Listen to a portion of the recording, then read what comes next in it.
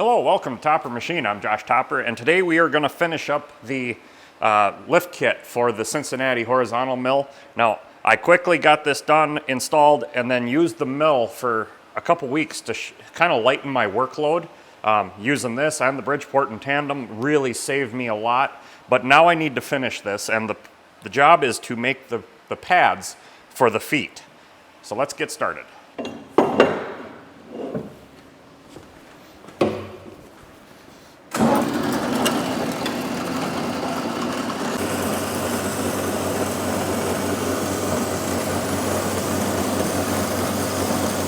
So what I'm starting out with here is some 2 7/16 that I had laying around. It's 10/18. I'm going to saw off 4 pucks, and then we'll take them over to the lathe and we'll finish them up.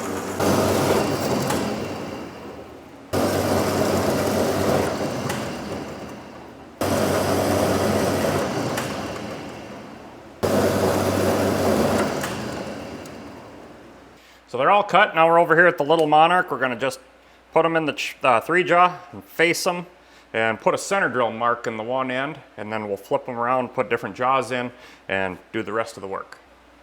And when you put them in the 3-jaw like this, you seat them in good and deep, and just feel it around, and you'll get it actually very straight.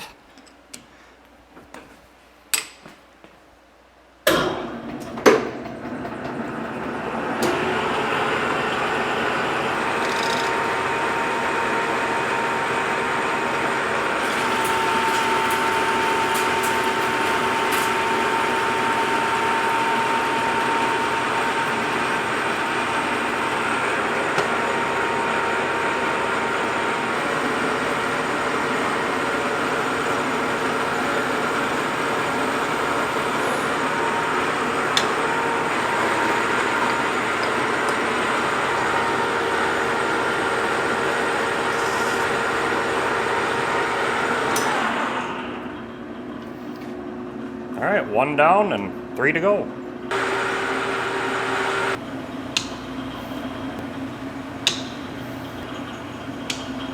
So for the next step here, we're going to change out to my soft jaws, and these are the ones I'm going to use. We're going to chuck up on this surface here.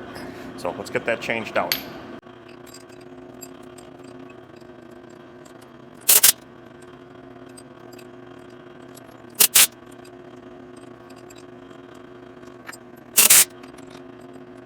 Okay, now technically that they're soft jaws, you probably want to, take a skim cut on them, but quite honestly for this, it don't matter much. It's just a base pad. So we're just going to go ahead and put it in there nice and flat. And we're going to take a bit off of this because it's a little thicker than I really need. And then we'll do the finish up work on this end, flip it around, do a big chamfer, and then go over to the mill and finish her off.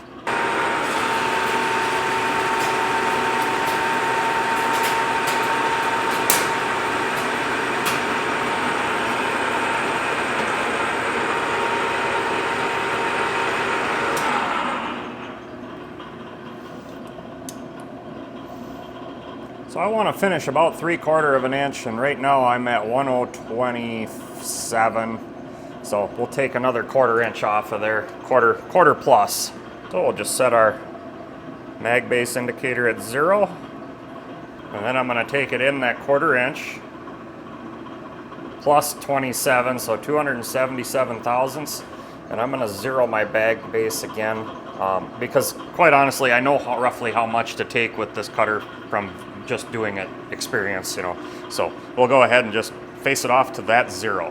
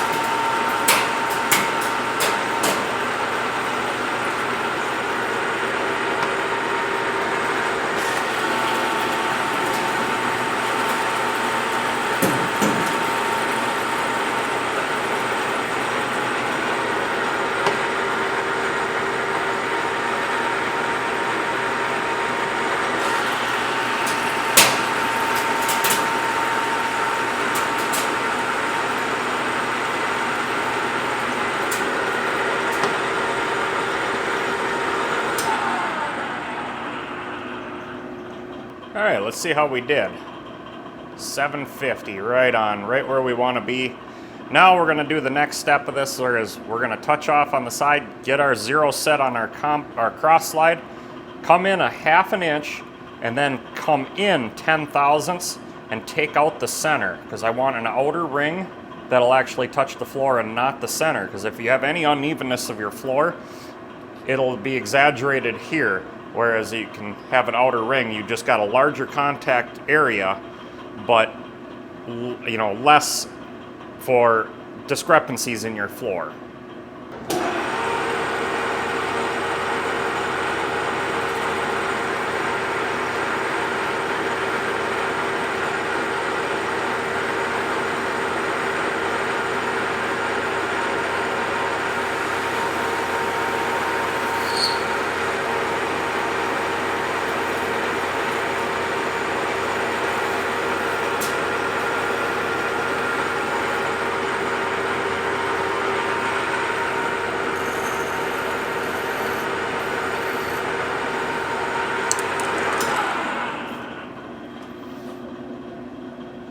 There. Now I got the whole center taken out and just our contact point all the way around. This is how I did it for the Lion lathe when I built those pads, and I have not had a single issue whatsoever since I did that. I did a flat one on another machine and I had nothing but problems over the years. So 1 down, 3 to go.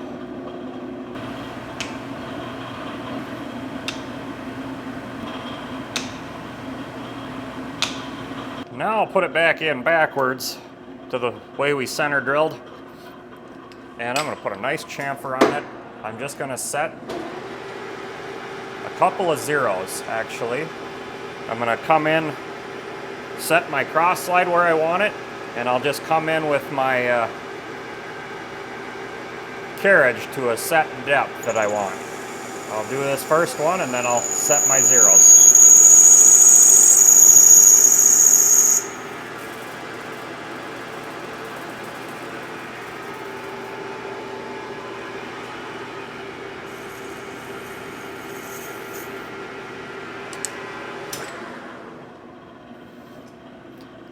I got everything set with zeros. This is where I'll finish every one of them. They'll look like this.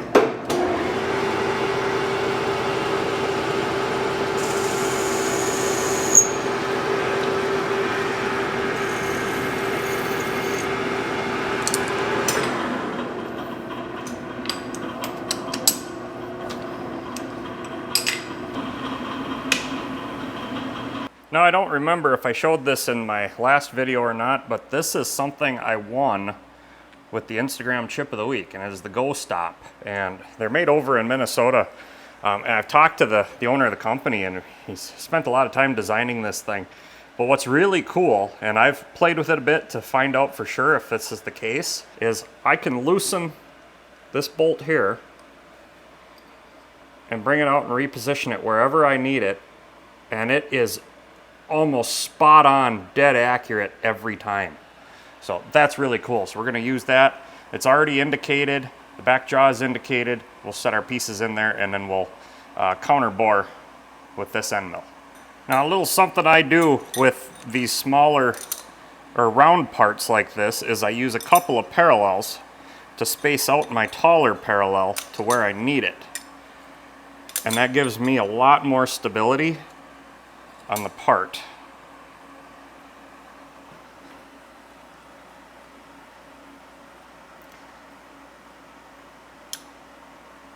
Because now it's sitting inside more on a larger surface area. So that's how I do that. Now I'll just get the Go Stop positioned right where I need it.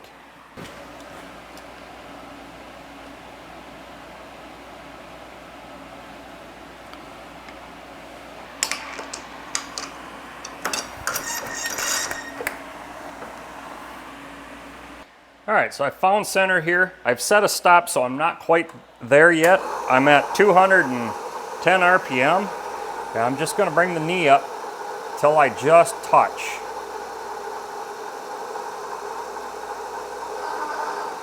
Right there.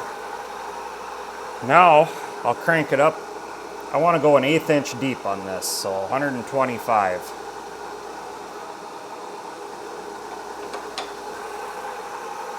And now we can start cutting our countersink. And we're going to go ahead and use our anchor lube here. We'll just put a spot on there. It'll just come nice and easy.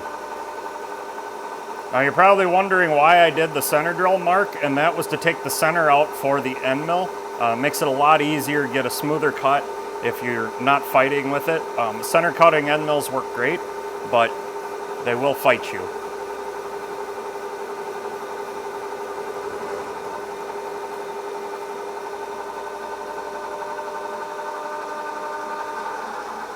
And we're there.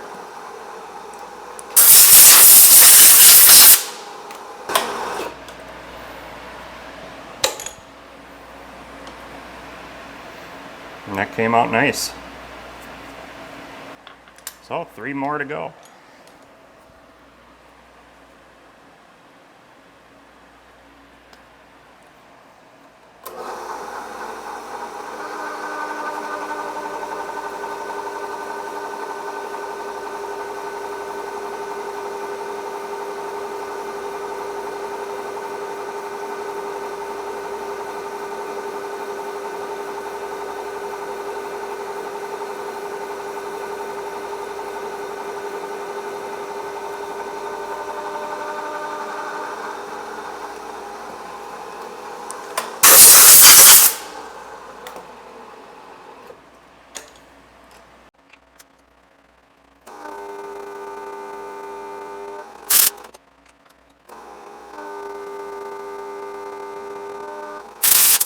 Now I know there's a lot of controversy over promoting products on YouTube, and a lot of guys hate it, but I'll tell you what, this anchor lube, I am very, very impressed with it. I have actually switched over almost exclusively to anchor lube, away from cutting oils, except for the cool mist. I've been using the cool mist on the vertical shaper because it works great to blow the chips out of the bores as I cut, so that works out wonderful for that.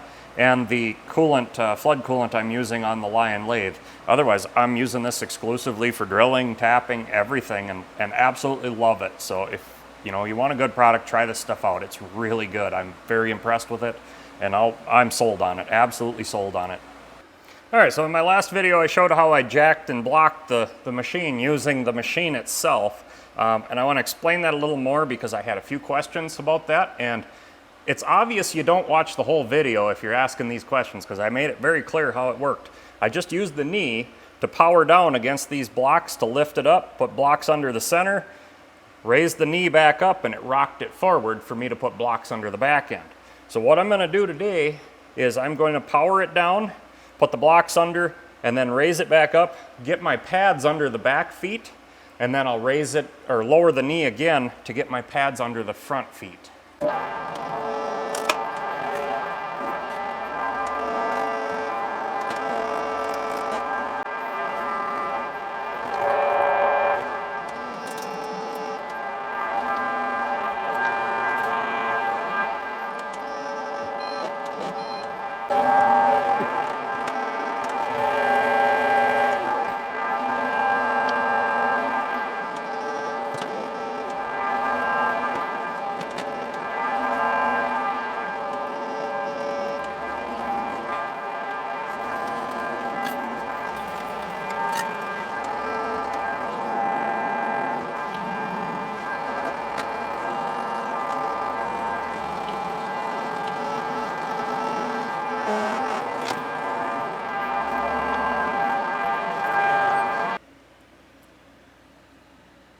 Now all 4 are in, placed nicely, and it leveled out, sat on them good, distributes that weight a little better. Very happy with that. Well, it's a little bit higher, but that doesn't bother me one bit. Spindle level is, still chest height, a good working height. Digital readout's at a good height. Everything is at a good height for me. and making this thing a far more usable machine. Like I said, the last week or so, maybe 2 weeks, I've been just running it constantly with face mills here to help with alleviate some of the workload. Running certain things over here and doing work over here on the Bridgeport and just running it constantly. And I just absolutely love the height about it, so that's helped me out significantly. The next job on this machine is to actually get the oil problem fixed on the coolant supply, and that was part of the design in the base. So with that, till next time, get out in your shop and get it done right the first time.